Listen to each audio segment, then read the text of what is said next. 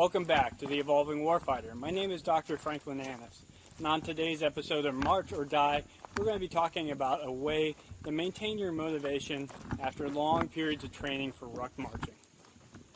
Now, with any exercise plan, it tends to get tedious after a while, especially if you're training for a long march such as the Bataan Memorial Death March.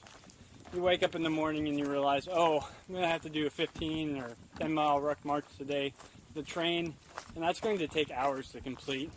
And once you do this day after day or week after week and throughout the training cycle, you might find yourself losing motivation to get up and get out there, especially as you get sore and tired as you progress in your training.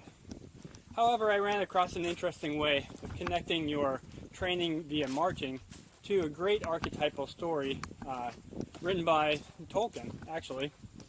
A few years ago, I ran across a website that had an Excel file that listed out all the distances that were found to the various different places in Lord of the Rings.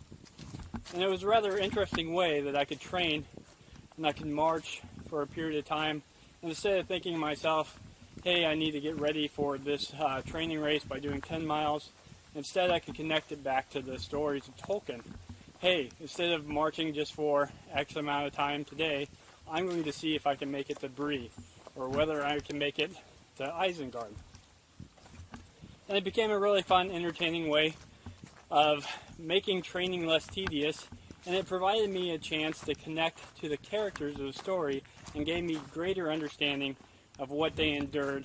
And it really gave, well, an adventure aspect to training. Could I march along with Bilbo Baggins as he marched 950 miles to the Lonely Mountain? Could you march with Frodo on the 1800 miles to Mount Doom? It's a rather interesting question and quite a significant challenge. So I would like to start what's called the Tolkien Challenge. I'm happy to announce that the Evolving Warfighter got their first sponsor.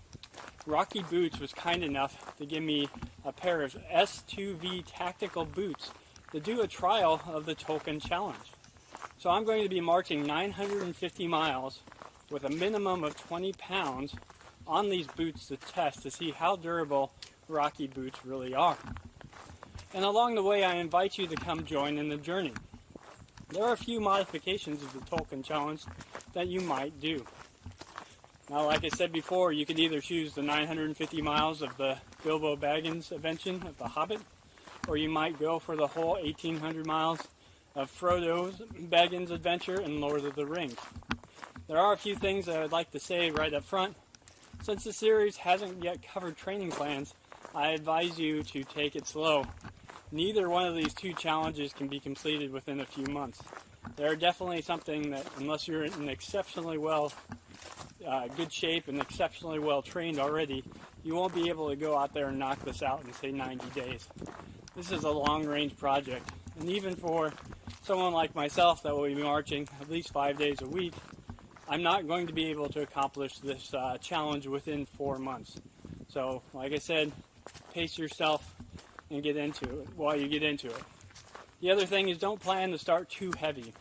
The reason why I set my minimum weight is at 20 pounds is it allows me to scale up so I can carry more weight certain days, but also scale back down. And that will allow me to avoid training injuries for trying to carry simply too much weight over too much distance, and I can add more variety into the training program that will, number one, improve my training, and number two, safeguard my health.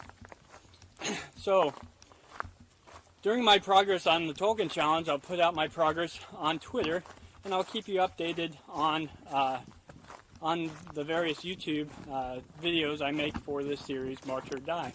If you want to follow along, you can use the hashtag Tolkien Challenge on Twitter. You're welcome to take a look at my Twitter account at Evolving War is my name for Twitter. And I'm happy to hear your stories and how you're going to take on the challenge and how well you're doing.